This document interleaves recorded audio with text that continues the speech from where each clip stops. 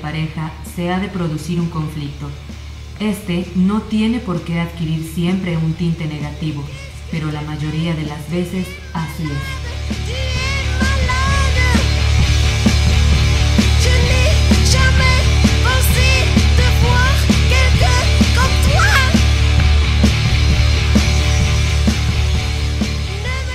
En un terreno lleno de cambios, será necesario que los progenitores actúen con madurez y serenidad ante sus hijos.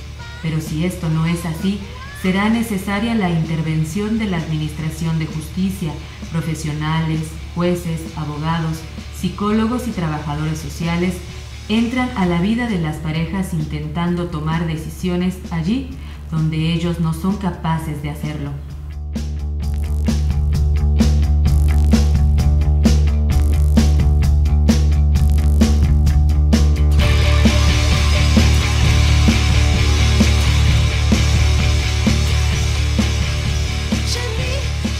Una forma de hacerlo es emprender una campaña de odio.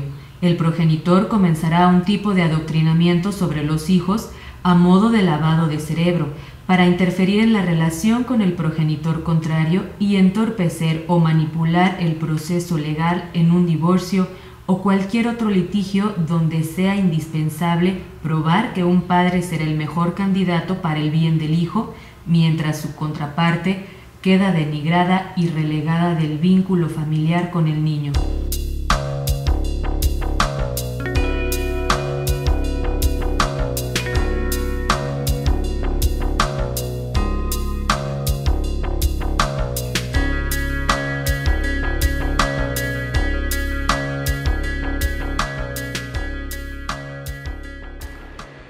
Bien, en la práctica, los abogados y los jueces lo señalan así como una manipulación, que en ese caso tienen los padres con respecto a los niños, cuando estos niños tienen que declarar en cuestiones de custodia, en cuestiones de divorcios, de pérdida de patria potestad.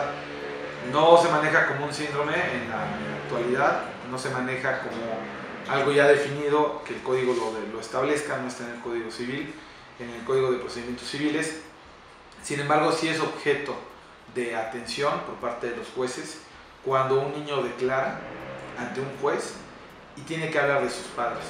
Y ahí es cuando entonces el juez le pregunta al psicólogo si el niño lo hace de manera clara, espontánea, libre, o habría cierta manipulación por parte de los padres, sobre todo cuando se percibe por parte del juez que el niño trae palabras no propias a su edad, no propias a su madurez, y que son palabras y un lenguaje mucho más formal propios a una edad mayor. Entonces ahí cuando el juez solicita la intervención de psicólogos para sobre todo determinar la veracidad de su dicho, y desde el punto de vista procesal el juez lo puede, el niño es citado al proceso de diferentes maneras. Una como una medida para mejor proveer, es decir, como una facultad que tiene el juez discrecional de poder invitar al niño al proceso para que el niño hable respecto de consecuencias legales, desde el punto de vista cómo es tratado, quién lo atiende, cuánto tiempo pasa con sus progenitores, cómo se desarrollan las convivencias, cómo se desarrolla la estadía de la custodia y la guarda con los papás. Entonces el niño va y declara de una manera abierta, no debe ser tan formal como un testigo. Sin embargo, ahora el nuevo protocolo de actuación para los que imparten justicias en niños y en cuestiones que afecten a niños, niñas y adolescentes ya establece una prueba de capacidad, que ahí el tema es si el niño está en facultades de poder declarar, está en facultades de poder hablar y cómo lo tendrá que hacer. Entonces esta prueba de capacidad no se aplica todavía en el Estado de Querétaro de alguna manera común, apenas se está iniciando porque el protocolo es nuevo desde el 2012 y apenas los jueces y las autoridades nos estamos familiarizando con este protocolo, pero la idea es estudiar la etapa de madurez y si es conveniente que el niño no declare. Entonces una es la facultad discrecional que tiene el juez de poderlo llamar, y la otra es que las partes lo ofrezcan como medio de prueba, ya sea a través de una pericial en psicología del niño, que en este caso sería una por cada parte, y un tercero si hay divergencias, se señala un tercer perito para que ese tercer perito también pueda analizar esta parte.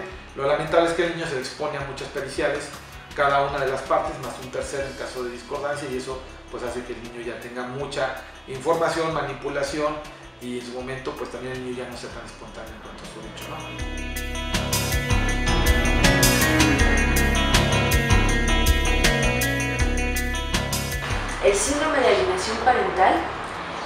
lo describió en 1985 un psiquiatra norteamericano que se llamaba Richard Gardner, y él lo definió como una alteración que se presenta en el niño casi exclusivamente en el contexto del divorcio conflictivo.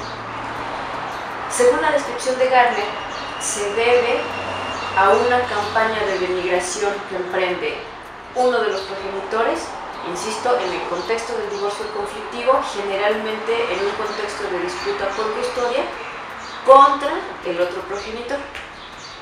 Y según esta descripción, el niño empieza a desarrollar una serie de síntomas. Gardner describió 8 síntomas que yo a lo largo de todo mi trabajo doctoral nunca conseguí memorizar, pero que no tienen realmente gran trascendencia. Son la campaña de denigración contra el alienado, razones débiles, frívolas, absurdas que el niño utiliza para expresar su odio y su animadversión contra el alienado, falta de ambivalencia del niño en su discurso, en el entendido de que en general los afectos humanos son ambivalentes y que es rarísimo que un niño exprese solo odio hacia uno de los padres.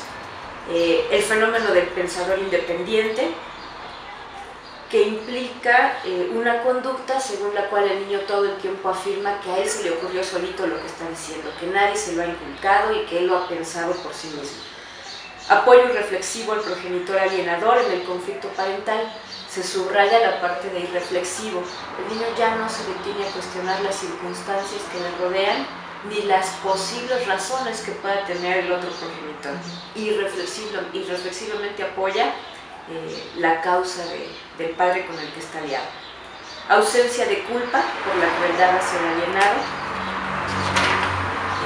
Existencia de un guión prestado.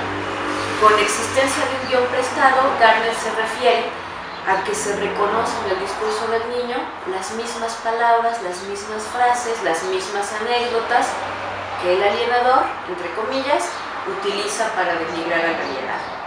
Entonces Gardner describe todas estas conductas, las llama síntomas, considera que se trata de un síndrome como tal.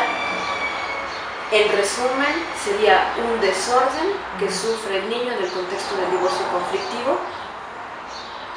Y años después, digamos en los últimos 2 años de su trabajo, ya muy cerca de su muerte, Gardner alcanzó a hacer una precisión que tiene mucha importancia, y esa precisión fue que este trastorno era un trastorno psicojurídico, era un trastorno de origen legal, con lo que subrayó muy claramente que una de las condiciones más importantes para que este trastorno, nunca se les dijo de que lo considerara un trastorno, que una de las condiciones más importantes para que se diera el trastorno era el que esto se suscitara en un contexto legal, es decir, atribuyéndole una función a los abogados, a los jueces, a todo el dispositivo jurídico alienante.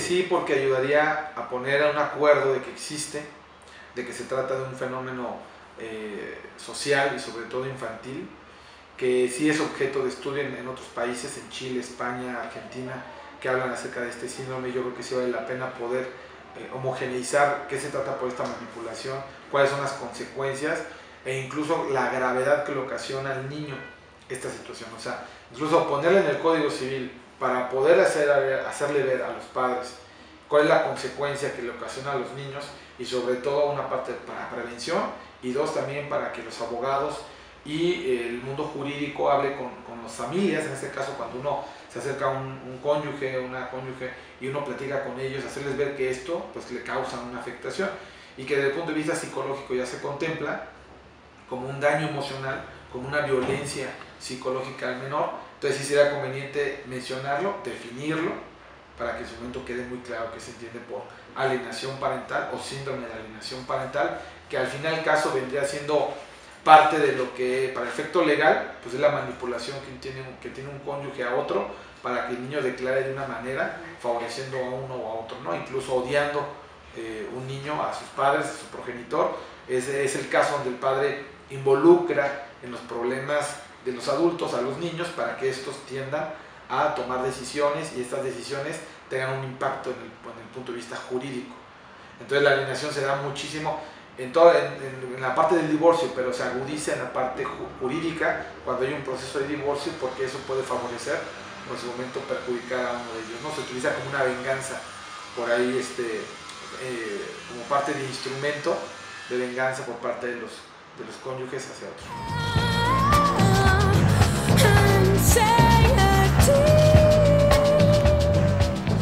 El problema de esto que llaman alienación parental no es el que el niño adopte el discurso de odio de la mamá o del papá que odia a la otra parte. El problema es el odio entre los miembros de la pareja. Y voy a mencionar esto ilustrándolo de una manera muy sencilla. Estamos rodeados de discursos que tendrían que ser calificados como discursos alienantes y alienados, pero que no nos inmutamos ante ellos, nos parecen deliciosamente normales. Cuando uno escucha, por ejemplo, a un niño de unos 7 años decir mi padre es un gran hombre porque él ha hecho su mejor esfuerzo por hacer un gran trabajo y él va a hacer todavía muchas cosas importantes en la vida, y empezamos a oír ciertas palabras y ciertos giros y ciertas expresiones que nos remiten al mismo discurso en la mamá, nos parece un discurso encantador, pero es igualmente un discurso que le es ajeno al niño en un sentido, por más que su realidad cotidiana lo enfrente con un buen papá. Lo que quiero decir es que al final de cuentas no hay escapatoria. La lectura que un niño tiene de la realidad que lo rodea no puede provenir sino de lo que tiene alrededor, en primer lugar de sus padres. Lo raro no es que el niño tome ese discurso incluso con lo que llaman matices delirantes, porque hay muchos niños normales y bien adaptados que andan por el mundo repitiendo los discursos perfectamente alienados con los que los han alienado, pero no llaman la atención porque son discursos socialmente aceptados, discursos de amor, discursos de logro, discursos de la otra cara de la moneda, lo que sea. Lo que es realmente destructivo es que ese discurso es portador de un mensaje de odio. Eso es lo que lo hace terrible y eso es lo que hace que el niño sufra. No es la alienación, no es el grado delirante con el que el niño se cree lo que la mamá le está diciendo. Es el contenido de odio de ese discurso. Y el odio no es algo que se pueda resolver en los juzgados. Y el odio no se puede diagnosticar con etiquetas clínicas. El odio se escucha, y el odio se tramita, el odio se resuelve. El odio no se puede sancionar legalmente.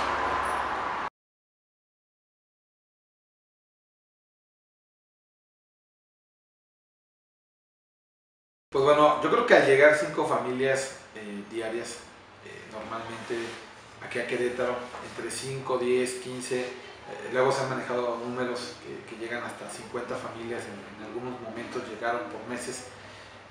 Estamos en un crecimiento para todos genuino de las familias aquí en Querétaro. Lo vemos en las viviendas, en la población, en la mancha urbana, cómo se va extendiendo. Y eso nos implica entonces mayores problemas familiares. En consecuencia, yo creo que el nuevo abogado de derecho tiene que estar muy consciente de que no todo es jurídico, sino nos tenemos que vincular con otras ciencias, en este caso desde la antropología, sociología, para crear nuevas normatividades, pero también con psicólogos, ir de la mano. O sea, el especialista en derecho familiar tiene que tener un psicólogo a un lado, una trabajadora social, que le ayuden a ver el alcance del impacto jurídico de la demanda y cómo va a ser utilizado en el proceso o en su momento en una mediación. O sea, el abogado especialista en derecho de familia tiene que tener un equipo multidisciplinario para tener eficacia legal tanto en mediación como en litigio.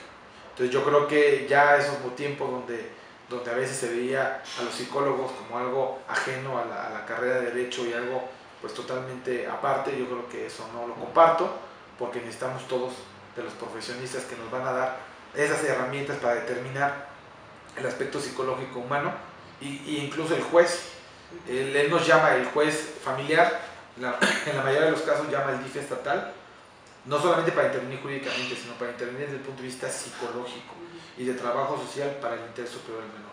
Entonces cada vez más el juez se allega de elementos de otras ciencias sociales y humanas que permiten al juez tomar mejores decisiones, porque se da cuenta que ya lo jurídico pues queda muy subjetivo y que requiere llegarse a más elementos.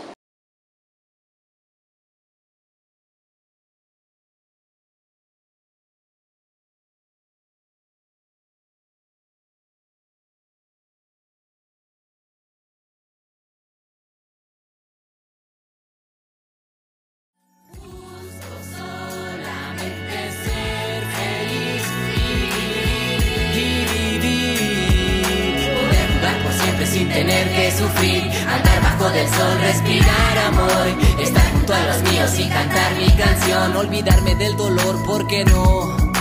Busco solamente ser feliz y vivir, poder jugar por siempre sin tener que sufrir, andar bajo del sol, respirar amor, estar junto a los míos y cantar mi canción, olvidarme del dolor, ¿por qué no? ¿Por qué no?